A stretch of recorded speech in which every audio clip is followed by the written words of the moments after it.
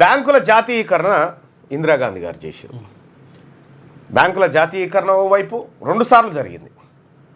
2 సార్లు బ్యాంకుల జాతీయీకరణ జరిగింది. దాదాపు 20 బ్యాంకులను విలీనం చేస్తూ ప్రభుత్వ రంగంలో విలీనం చేస్తూ నిర్ణయాలు తీసుకోవడం జరిగింది. ఇందిరాగాంధీ గారు దానికి పుణ్యం కట్టుకున్నారు. సో దాని ఉద్దేశం ఏంటంటే గ్రామీణ ప్రాంతాల్లో బ్యాంకులు విస్తరించాలి, ప్రజలకు విరివిగా లోన్లు దక్కాలి, వాళ్ళు పనిచేసుకోవడానికి కోసం పెట్టుబడులు దొరకాలి అనేది వంటిది ప్రధానమైనటువంటి లక్ష్యం. సో మరి ఎంతవరకు ఈ లక్ష్యాలు ముందుకు పోయినాయి? ల్యాండ్ విషయంలో ల్యాండ్ అయితే మనకు రాలేదు, పోయింది. ఇక మరి ఆర్థికపరమైనటువంటి అంశాలను చూద్దాం. ఆర్థికపరమైనటువంటి అంశాల్లో ఈ బ్యాంకులు, ఈ ప్రభుత్వాలు నిజంగా ఈ ఎస్సీ, ఎస్టీ, బీసీ పేద ప్రజల కోసం పనిచేస్తూ ఉన్నాయా? నిన్న ఒక డాక్యుమెంట్ పరిశీలిస్తున్నటువంటి సందర్భంలో ఇదొక డాక్యుమెంట్ దొరికింది. ఈ ముద్రా లోన్స్కి సంబంధించినటువంటి రిపోర్ట్ ఇది. Annual report 23-24 report. ఇక 24-25 ఇంకా రాలేదు. గవర్నమెంట్దే ఇది. ప్రధానమంత్రి ముద్రా లోన్స్కి సంబంధించినటువంటిది ఇది. దీని మిషన్ ఇది. దీంట్లో క్లియర్గా వాళ్ళు ఇవి దేనికోసం పెట్టిరు ఇది అంటే వాళ్ళు క్లియర్గా కొన్ని విషయాల్ని ఇక్కడ ప్రస్తావిస్తారు. ఏమని, ఇది ఎందుకోసం పెట్టిరయ్యా అంటే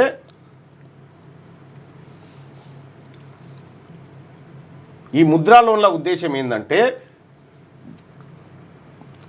ఇక్కడ during the financial year under PM ప్రధానమంత్రి Mudra Yojana total amount 5.41 lakhs crore was sanctioned.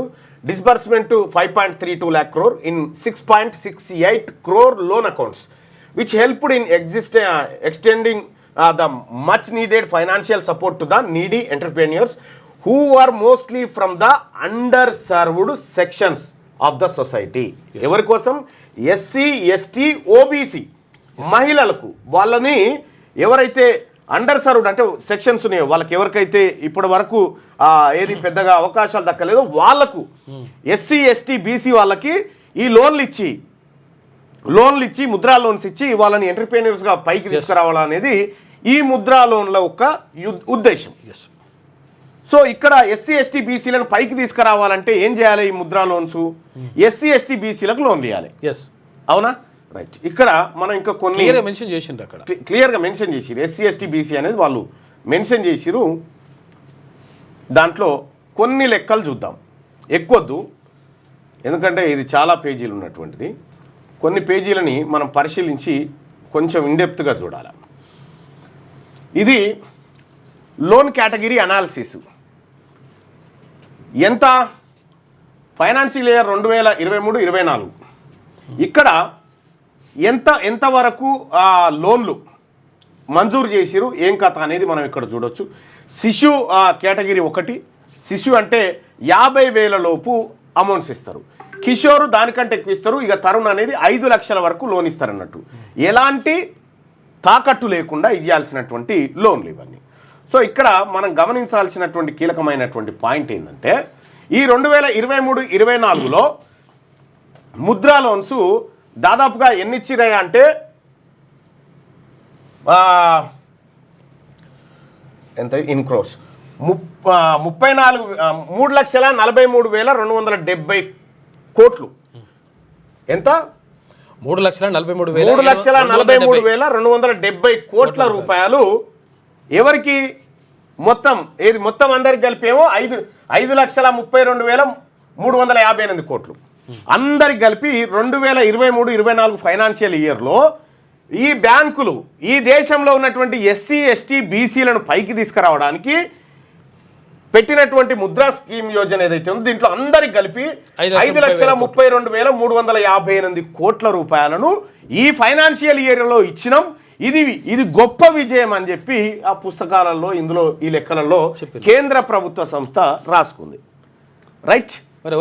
ఎవరి పైన మనం చూసింది ఏంది? ఎస్సీ, ఎస్టీ, బీసీలను ఎంటర్‌ప్రెన్యూర్‌షిప్లో పైకి తీసుకురావాలి వాళ్ళకి ఆర్థికంగా అనేది దాని ఉద్దేశం కదా. ఇక్కడ జనరల్ కేటగిరీ అంటే ఓసీలకు, అప్పర్ క్యాస్ట్ వాళ్ళు, పెద్ద కులం వాళ్ళకి ఎంత ఇచ్చిరా అంటే ఈ మొత్తం 5,32,358 కోట్లలో పెద్ద కులపోలకు వంచింది 3,43,270 కోట్లు. ఇప్పుడు కొంతమంది ఏమంటారు అంటే జనరల్ అంటే అందరూ ఉంటారు, అందరు ఉన్న తర్వాత ఇప్పుడు 3 కేటగిరీలు తీసి ఇవి కాక ఎస్సీ ఎస్టీ బీసీలు కాక ఇది ఎస్సీ ఎస్టీ బీసీలు కాక ఓన్లీ అప్పర్ క్యాస్ట్ వాళ్ళకు పెద్ద కులం వాళ్ళకు 64.48% లోన్లు ఓన్లీ పెద్ద కులపోలకే ఇచ్చారు. దాని పేరేంది? ఎస్సీ ఎస్టీ బీసీలను పైకి తీసుకురావాలి. ఇక్కడ ఎస్సీలకు ఈ దేశంలో దక్కిన ముద్రా లోన్స్ 10.79%, ఎస్టీలకు దక్కినటువంటి లోన్లు 3.74%, బీసీలు ఈ దేశంలో 60%, 100% ఉన్నటువంటి బీసీలకు దక్కిన లోన్లు 20%, 110% లేని అప్పర్ క్యాస్ట్ కు 64% దక్కినాయి లోన్లు, ముద్రా లోన్స్ కాడ. దీన్ని బట్టి మనకి ఏమర్థమవుతా ఉంది? ఈ బ్యాంకులు మన ఎస్సీ ఎస్టీ బీసీలకు లోన్లు కూడా ఇస్తలేవు. మళ్ళా పైపెచ్చు ఏంటంటే ఈ రికవరీ రేట్ ఎక్కువ, రికవరీ రేట్ కూడా ఎక్కువ. బీసీలు ఎస్సీలు ఎస్టీలు తీసుకున్నటువంటి రుణాలు ఏవైతే ఉన్నాయో మహిళలు ఎంటర్ప్రీనర్లు వీళ్ళు టెన్షన్గా కడుతున్నారు, మళ్ళా బ్యాంకులకు టెన్షన్గా బ్యాంకులకు కడతా ఉన్నారు. ఇట్లా మరి 100% లేనటువంటి కొద్దిగా జరిగింది అప్పర్ క్యాస్ట్ వాళ్ళకు 64% ఇస్తే మరి 160% ఉన్నటువంటి బీసీలకు 20% లోన్లు ఇచ్చి ఈ బ్యాంకులు ఎవరిని పైకి తీసుకొస్తా ఉన్నాయి? ఈ లెక్క ప్రకారము ఎవరిని పైకి తీసుకొస్తా ఉన్నాయి? ఇంకా ఒక లెక్కను కూడా మనం చూస్తే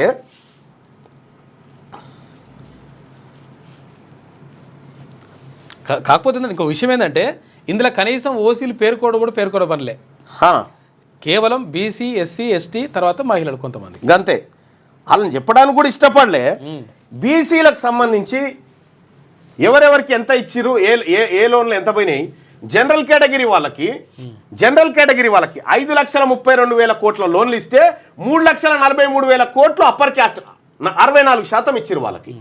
ఇక ఓబీసీ వాళ్ళకు 21% ఇచ్చిరు, ఎస్సీ వాళ్ళకు 11%, ఎస్టీలకు 4% ఇచ్చిరు.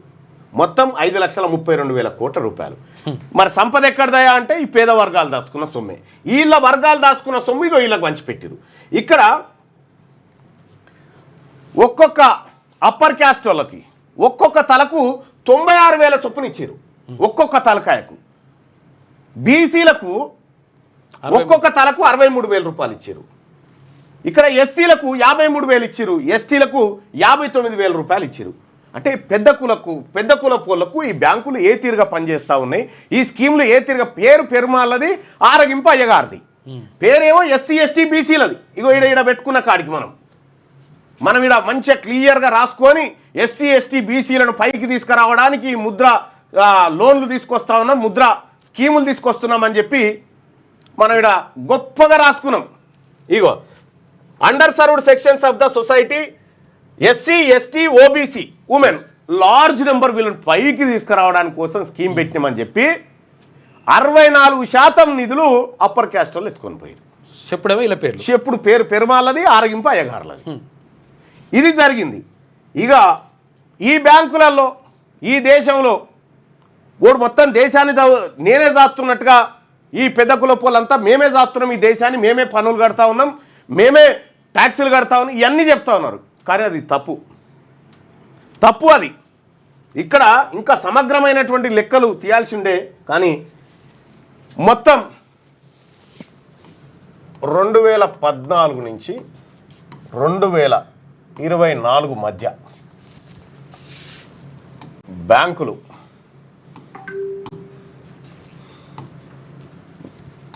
ఈ బ్యాంకులు ఏం చేసినాయంటే 2014 నుంచి 2024 మధ్యలో 16,35,000 కోట్ల రూపాయలు 16,35,000 కోట్ల రూపాయలు మాఫీ చేసినాయి. ఎవరికి మాఫీ చేసినాయి?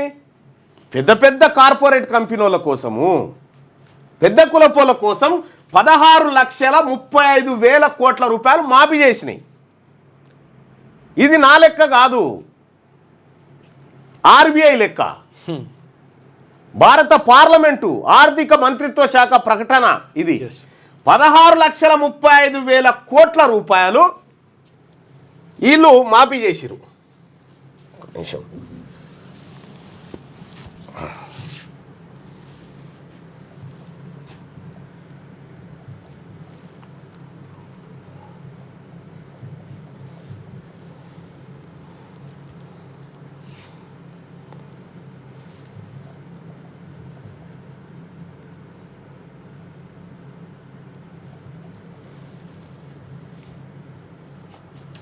ఇగో ది ఎకనామిక్ టైమ్స్లో ఉంది చూడండి. ఇగో banks write off bad loans worth ఆర్ఏ ఎంత 16.35 లక్షల కోట్ల రూపాయలు. ఇగో ఇన్ లాస్ట్ 10 years చూసుకో 10 సంవత్సరాలలో కథ 10 సంవత్సరాలలో ఈ బ్యాంకులు, ఈ దేశంలో ఉన్నటువంటి బ్యాంకులు ఎంత 16.35 లక్షల కోట్ల రూపాయలు అప్పర్ క్యాస్ట్ వాళ్ళు ఎవరైతే పెద్ద పెద్ద కంపెనీలు పెట్టుకురో కార్పొరేట్లు వాళ్ళని మాఫీ చేసింది. 16,35,000 కోట్లు, ఒక్కొక్కరికి 1000 కోట్ల రూపాయలు మాఫీ. ఇదేమో పెద్ద కులపోళ్లకు ఈ దేశంలో బ్యాంకులు వీళ్ళు కట్టలేరు, లోన్లు తీసుకురు కానీ వాళ్ళు కట్టలేరు, ఎన్ని బాధలు పాపము అని రాని బాకీల నిధి కిందికి జమ చేసినాయి. ఇవన్నీ 16,35,000 కోట్ల రూపాయలు, లాక్ క్రోర్. ఇది 16,35,000 కోట్ల రూపాయలు బ్యాంకులు చేసినటువంటి మాఫీ. ఎవరికి? పెద్దోళ్లకు మాఫీ చేసిన. ఇగో ఇవి మరి రైతులకు మాఫీ చేస్తున్నాం కదా. రైతులకు ఇక రైతులు అంటే ఎవరు? మనమే కదా పేదోళ్ళం.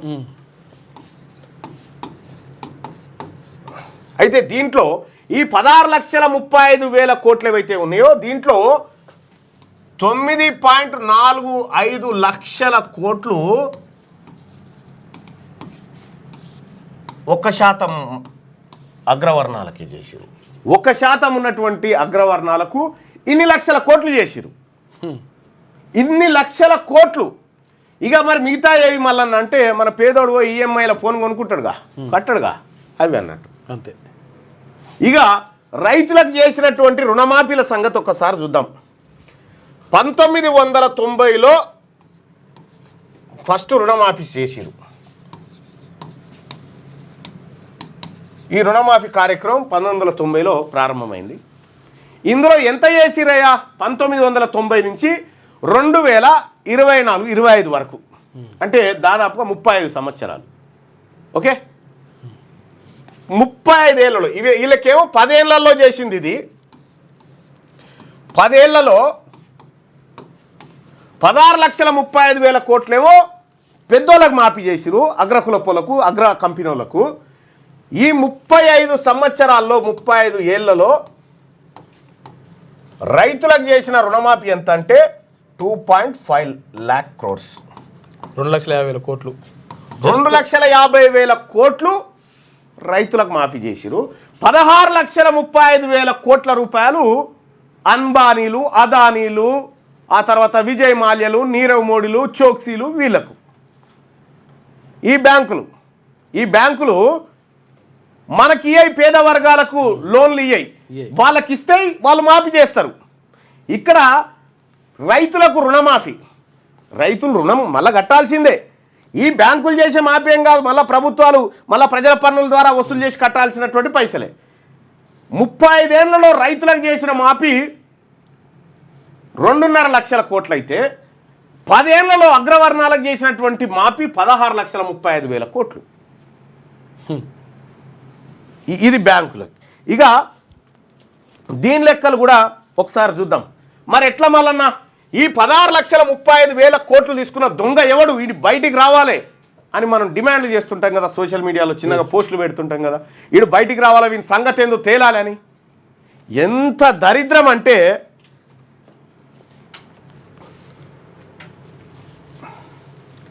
ఇక్కడ ఇంకొక షాకింగ్ న్యూస్ చూడ్రి.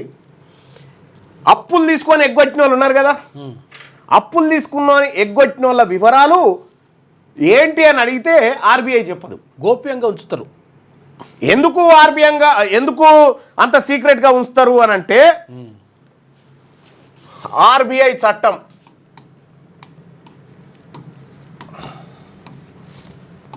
సెక్షన్ 45F ప్రకారం దొంగల పేర్లు చెప్పదు అన్నట్టు. లోన్లు తీసుకున్న వాళ్ళ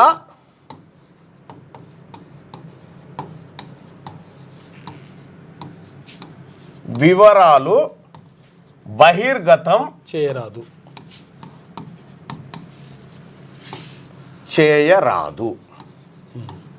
ఇగో ఇది కథ.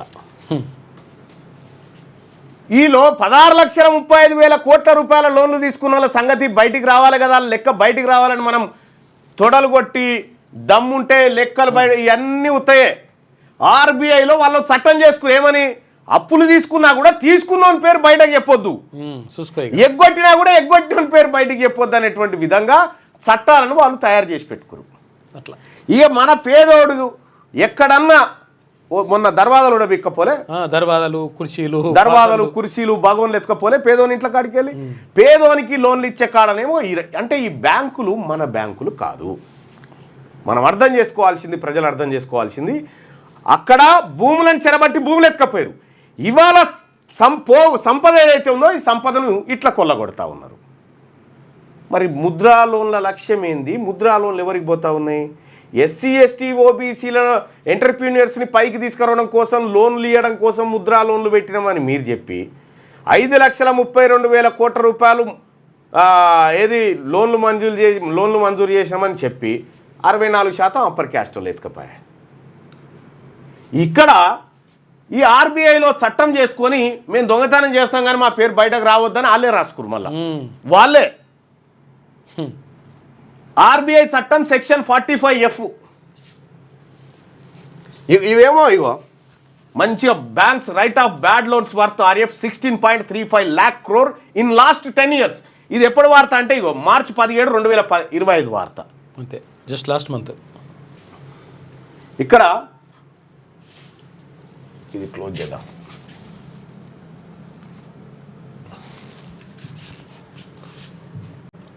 RBI Act Section 45F.